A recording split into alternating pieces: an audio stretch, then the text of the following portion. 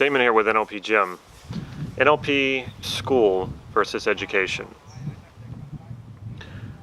If you haven't already, please click subscribe to this YouTube channel and you'll get regular videos on a regular basis. And if you like this video, please click like right down here.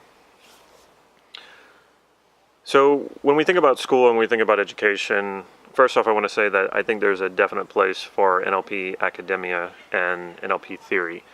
I'm not in favor of trying to get rid of that. However, NLP in its creation was created out of the frustration with academic systems and theories.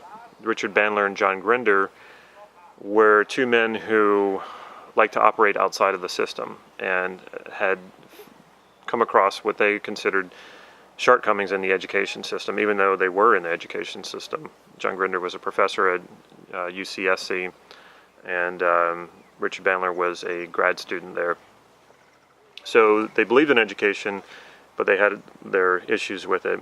And when they started modeling, they realized they had to get out of theory. When they got into the idea of therapy, they looked at the therapists who were getting results, not the therapists who had the best sounding theory. And at the time, there was a lot of debate over theories, who had the right theory in psychology. Bandler and Grinder kind of threw that out and said, well, let's find the therapists who are really getting results.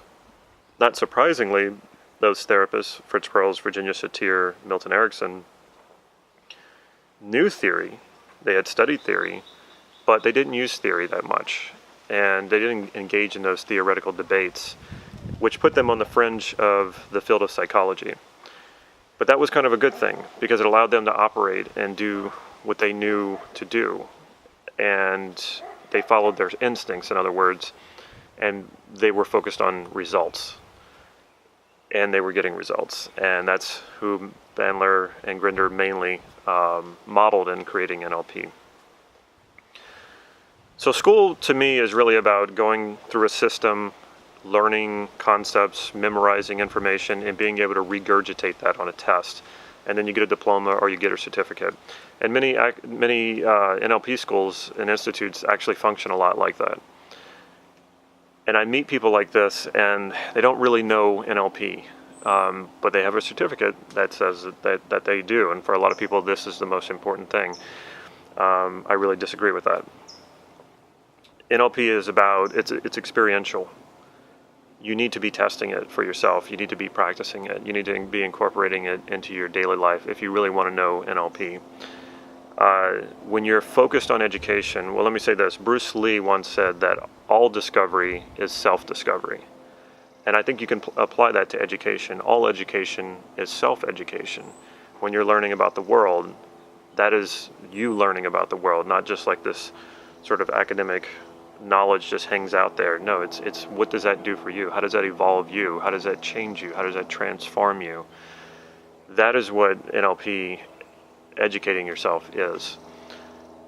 I have a bunch of certificates. I've been to so many different NLP trainings and so many different hypnosis trainings. And I used to put these certificates in a frame and put them up on my wall. And last time I moved, I didn't break them back out again. I didn't put them on the wall. And not to say that I won't ever do that, maybe I will, but it's just so not important to me, because those certificates say nothing about my skill level. I've met so many people with so many certificates in NLP and hypnosis and don't really even know how to do hypnosis or NLP. So if you wasted money on a 4-day NLP practitioner training, I would challenge you to rethink your NLP education and go back and really learn what you missed and practice it.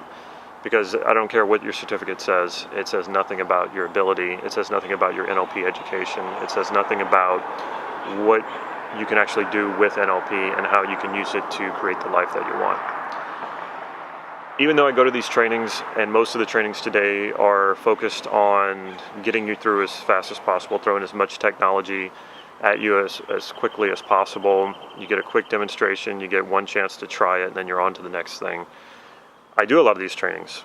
I know that I'm not going to learn NLP necessarily in the training. I'm going to learn the concepts, I'm going to learn the theories, I'm going to get a demonstration, so I see somebody who knows how to do it well, does it, and I can kind of model that.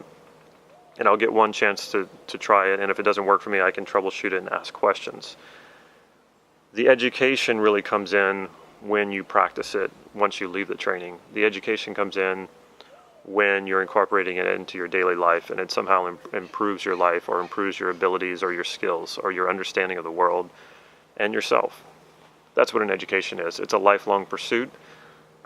There's no certificate, there's no diploma. In fact, a lot of times these things can get in the way of education because people start to focus on that as if that really says something about who they are, about what they know. So it's really about what you're bringing to it, not the outside validation. Education is its own validation, because when it happens, it's a pretty amazing thing when you learn, and I can't think of anything I'd rather be doing than learning. If you haven't already, please check out our website, nlp-gym.com.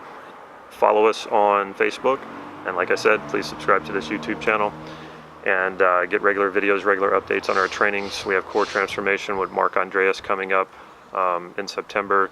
It's going to be a great workshop, so I hope to see you there. Take care.